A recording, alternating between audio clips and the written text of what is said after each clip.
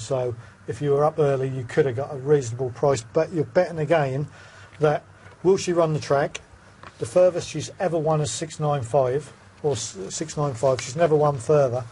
She's been over 750 at Romford once, and I think she's been 843 at Coventry once, and both times disappointed, to be honest. She does seem to be in good form at the moment. She's run well against some good dogs. Obviously, the 4 is the local champion over the distance. It is the track record holder, even though the race has only ever been over this distance once. But to be honest, nothing else is in real good form. 2 and 4 look absolutely head and shoulders above the rest. And I've just gone for 2. Maybe it's better class, but as the 6 proved a bit disappointing in the last, will this run the track? So I wouldn't be playing odds on. You know, I'm happy with what we've done tonight. I think I'd just sit and watch this race. Even though I tipped the 2, but I wouldn't have a bet. Well, people will be well up if they followed both your selections. Pierre, are you agreeing? I am. But as I mentioned to Lorraine earlier on, this is a bitch that I never, ever get right. If I back her, she finds trouble and gets beat. If I lay her, she gets the clear passage and bolts in. It's just one of those greyhounds that I do not ever, ever, ever get right. And when you look at Hey Kiddo's form now, it's running against Tiny Time. We've just seen Tiny Time go and win again. Yeah. So it kind of franks the form. We've seen locals run really well as well tonight, Lee. So it kind of, you kind of think maybe should you be going. It's funny because Gary Noble always used to say to me, "Really, this is a match. You're getting odds against in a match, aren't you? If you think this is 2 runners, you've got odds against." If someone gave you 11 to 10 on a coin toss, would you take it? Yeah. Let alone 6 to 4. Exactly. Yeah. Yeah. That's the old Phil Ball thing, isn't it? Yeah. Yeah. So 6 to 4. Hey Kiddo, 6 to 4 on Minor Maeve. Is that your layer today as well?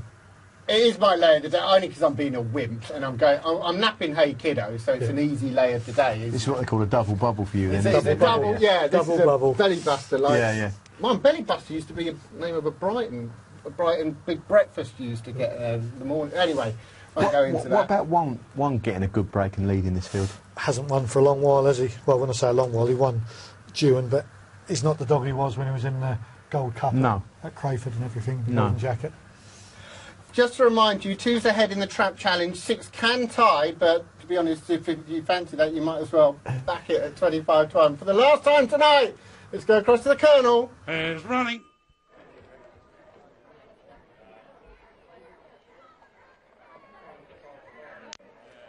Here's approaching. Gates burst in the lucky last, and they charged round the first bend, and 3-3 just about got that lead down the back straight, and it looks a healthy one as well. He's opening up now by a couple of lengths there from the 5, then back to 4, now 2, he's got some running to do, just got squeezed there, the 2, 3 leads up towards the final bend, 3 comes off the turn, could have a turn up here, up toward the wire, and the 3 is going to win. Carried on 3 there on the back straight, keeps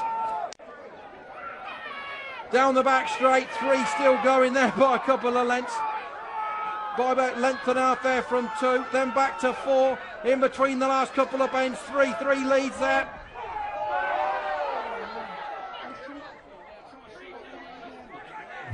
No, that's not the drop. No, they forgot it's a marathon. Well, not 100% sure what's only 5 dogs there. Happened there, to be honest. I do have we lost, must have lost one. It must have been stopped in the interest of safety there. Despite the fact that the Colonel called it a race circuit too early. Yes, he did. And that's why I was slightly confused when they stopped it after that. But there was another... There are only 5 dogs that got when they stopped it at that point, so... Yeah.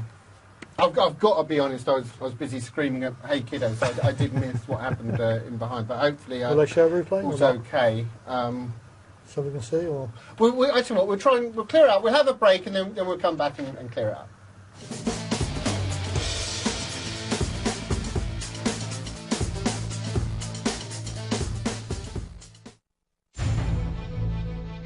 When one of the world's biggest online betting companies brings you an online casino, you expect something huge. Huge slot games, huge blackjack, and huge roulette. Not to mention some of the biggest payouts around. As for the live dealers, well, you get the idea. So with all this and up to £4 million in prizes paid out every day, Betfair Casino has landed in a big way.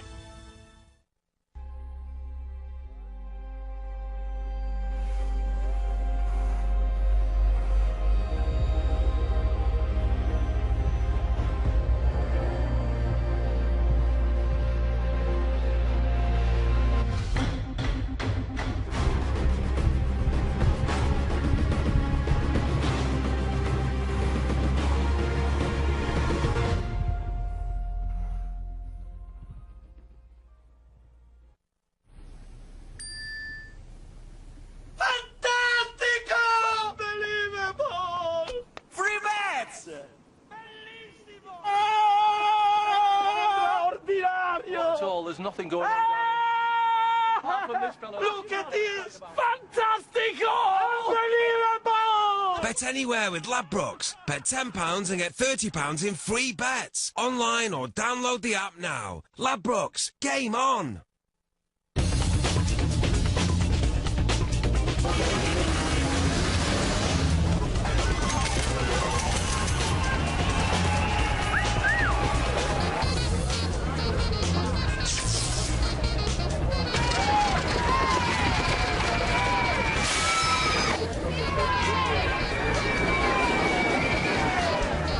Bet365.com. Welcome to Casino City.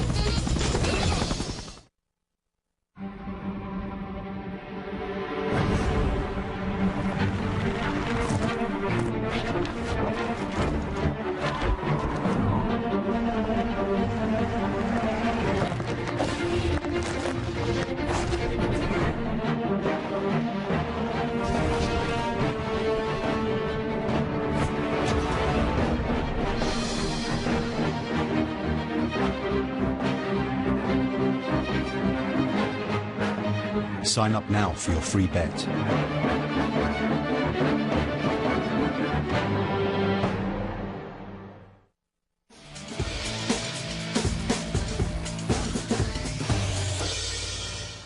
Welcome back. Well, unfortunately, the last race ended rather abruptly. These things sometimes happen. Apparently, we've been on to Henlow. There was a hare failure. For whatever reasons, there was a hare failure there in the last at Henlow. Obviously, that's very unfortunate. Yeah, because I've got a couple of emails here if you just want me to because, again, might be interesting to leave. We've had a lot of talk about Ipswich. Pat Mullins won the Suffolk Derby a few times, but you remember his winner, Balalaika Diver, breaking the clock in his heat, then in the semis, and then again in the final. Wow. And I think he won it the year after also with Breakaway Town, so there's kind of a few memories coming back from the Suffolk Derby at Ipswich. And was that, I mean, it wasn't a new trip or any, I know, No. because No, what I'm saying... it's just obviously a fast dog that's appeared on the scene and kept improving, yeah. Because it's like, in fact, the race we just haven't had, but almost had, where it was the second run over that trip. So, had the Hey Kiddo won it, it would have broken the track record, again. Yeah. And in fact, it was a slow track before, wasn't it? Yeah, minus a second, so it would have guaranteed probably to break a track record. Yeah. Now, just to confirm that Trap 2 has won the Trap Challenge, so if you're on that, hats off to you. Yeah, I've got a couple of emails as well. From Andy Parisi, actually, I've known for a fair while. He used to have dogs with Dave Mullins, just speaking about Pat Mullins. Yeah. He said, "Hi guys, can I express my disappointment as the breeder of Bowtie Fella, who has won 6 out of his last 7 open race sprints. He was entered for the Sprint Open at Nottingham on Tuesday night and only made as a reserve. I've no idea how Nottingham picked their runners for the open races there, but I think this dog deserved the chance to be in the race in question, and he would have been favourite to win it. Opinions, please, on how tracks decide entries." I mean, it's a bit of a tough one, isn't it? Yeah, we've all had it. You know, even us when we were like not so well known. I've entered dogs that have won races on provisional tracks and haven't been accepted. And I think the worst one, to be honest, was when I didn't get accepted with Countrywide Capel. Like, she won a big marathon at Walthamstow, and I won a lot of money on her. She won a competition. I entered her for Wimbledon, and they never accepted her. I rang up Wimbledon. They said you never entered her, and that's what they said, you know. But I knew I entered her, and then they wanted her after that. And same with Ballycarney Dale. He won the Grand National, but before that, I entered him at Wimbledon, and he never got accepted again. Went and won the Grand National. Then Wimbledon wanted to do a repeat of the Grand National there, because we won the Grand National at Hall Green, and we said if we weren't good enough before the Grand National, we're not good enough now, so we didn't run him in that race either, you know. And let the dog do the talk, and they do. Yeah. You know, if they see a trainer with 5 or 6 dogs on, they give another dog, so he's got 7.